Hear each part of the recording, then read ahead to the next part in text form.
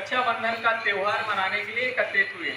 तो सबसे पहले हम जो त्यौहार मनाते हैं तो उस त्यौहार के बारे में हमें जानना जरूरी होता है कि हम वह त्यौहार क्यों मना रहे हैं और किस लिए मना रहे हैं, कितना महत्व है उसका।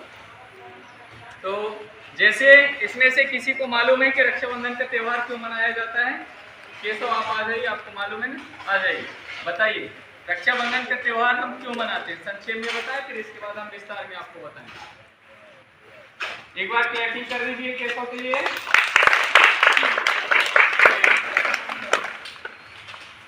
रक्षाबंधन मेवाड़ की रानी कर्मवती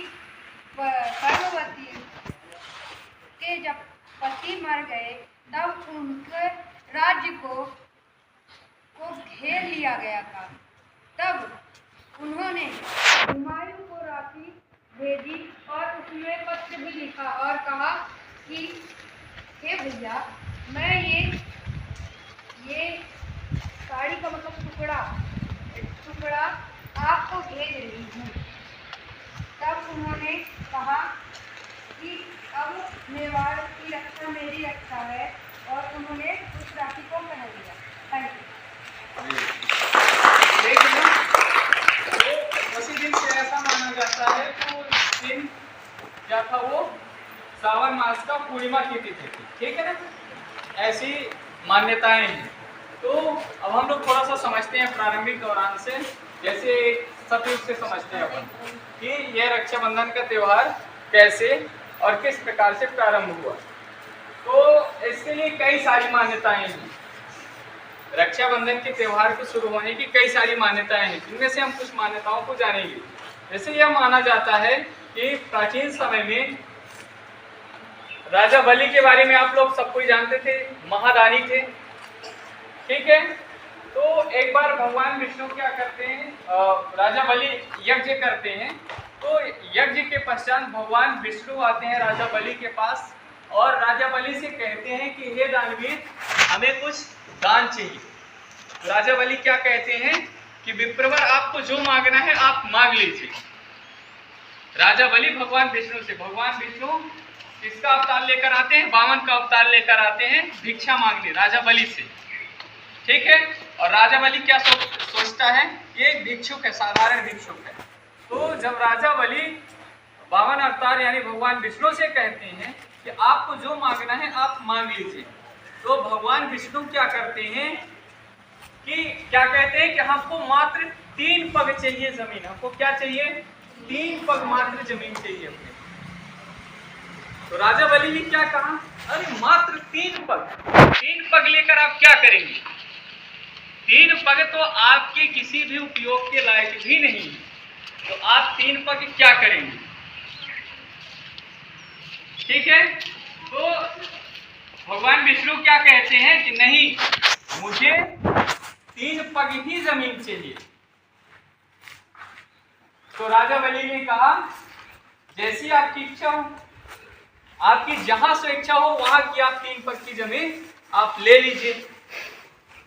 इसके पश्चात क्या करते हैं, जैसे ही राजा बलि कहते हैं भगवान विष्णु से, यानी वामन अवतार में भिक्षुक के रूप में थे, कि आप 3 पग हमारी जमीन ले लीजिए, वैसे ही वो अपना विशाल रूप रखते हैं और 2 ही कदम में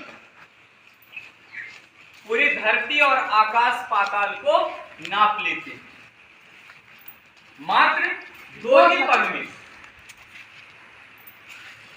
ठीक है ना। एक पग में संपूर्ण धरती और एक पग में संपूर्ण आकाश और पाताल।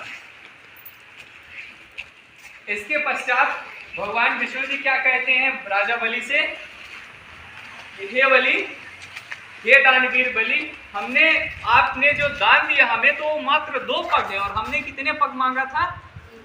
3 पग की जमीन मांगी थी। तो अब हम तीसरा पग कहां रखें?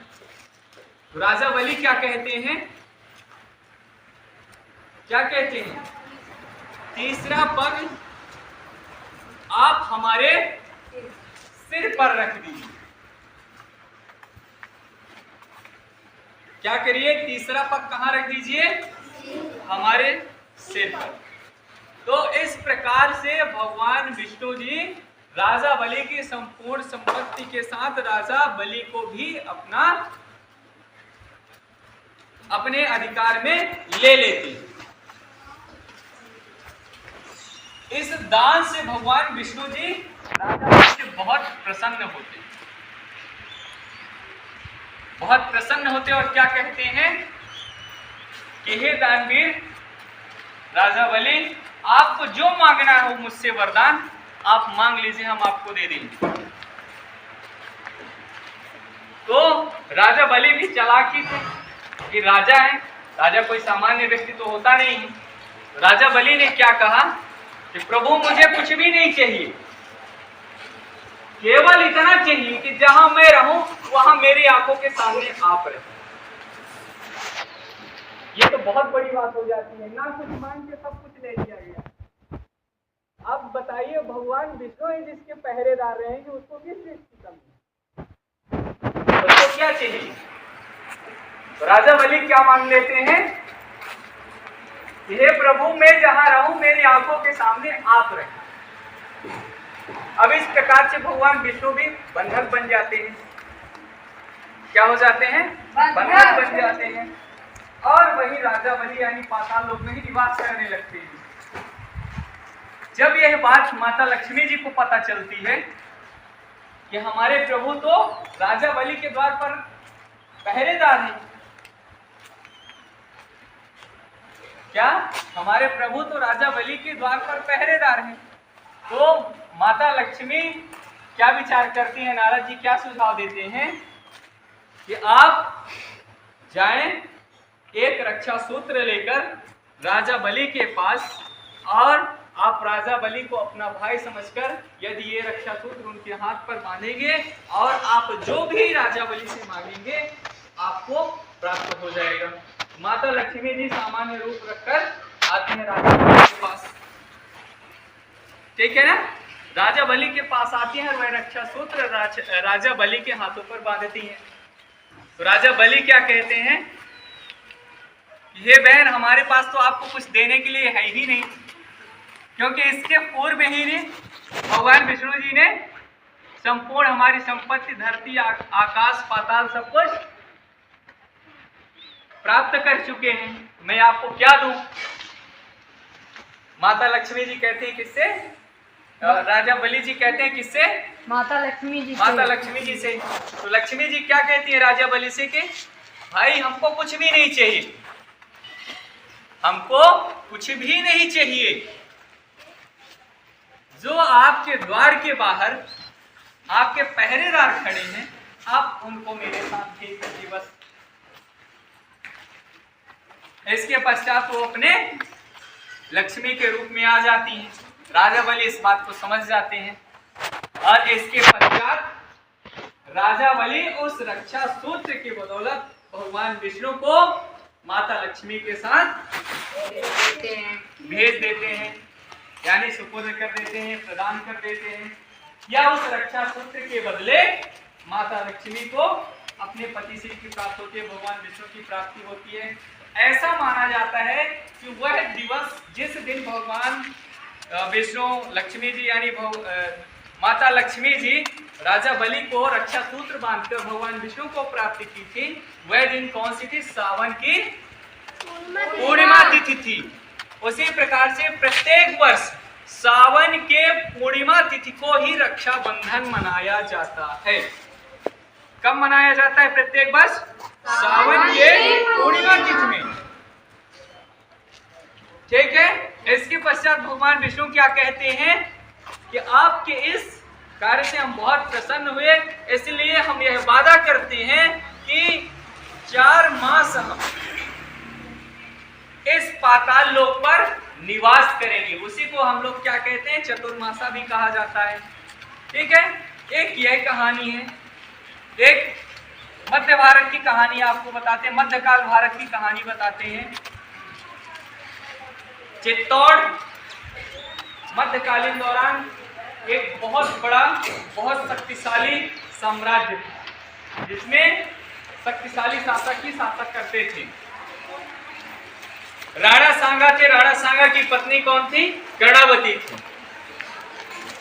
एक युद्ध होता है, युद्ध के पश्चात राणा सांगा की मृत्यु हो जाती है। मृत्यु के बाद रानी कर्णावती अपने पुत्र को शासक बनाकर स्वयं संरक्षक बनकर चित्तौड़ में शासन करने लगती है। उस दौरान क्या होता है, गुजरात के एक शासक होता है बहादुर शाह। गुजरात का एक शासक होता है कौन, बहादुर शाह। बहादुर शाह देखता है कि चित्तौड़ वर्तमान समय यानी मेवाड़ वर्तमान समय में बहुत ही कमजोर है, मेवाड़ को अपने साम्राज्य में मिलाया जा सकता है। रानी कर्णावती इस चीज को देखती है कि वर्तमान समय में राजा की अभी मृत्यु हुई है, अभी स्थितियां इतनी सुदृढ़ नहीं है कि हम एक शक्तिशाली शासक के साथ लोहा ले सके या लड़ सके। जब उनको खबर मिलती है कि बहादुर शाह हमारे मेवाड़ पर आक्रमण करने वाला है, तो वह फौरन एक रक्षा सूत्र, उस रक्षा सूत्र को अपने दूत के माध्यम से मुगल शासक हुमायूं को उस रक्षा सूत्र को भेजती हैं अपना भाई संबोधित करते हुए। क्या संबोधित करते हुए कि भाई, ये रक्षा सूत्र मैं आपको भेज रही हूं, आप मेरे साम्राज्य की, मेरे राज्य की रक्षा करें। इसके पश्चात इतिहासकार ये कहते हैं कि हुमायूं आता है, मेवाड़ की रक्षा करता है ना।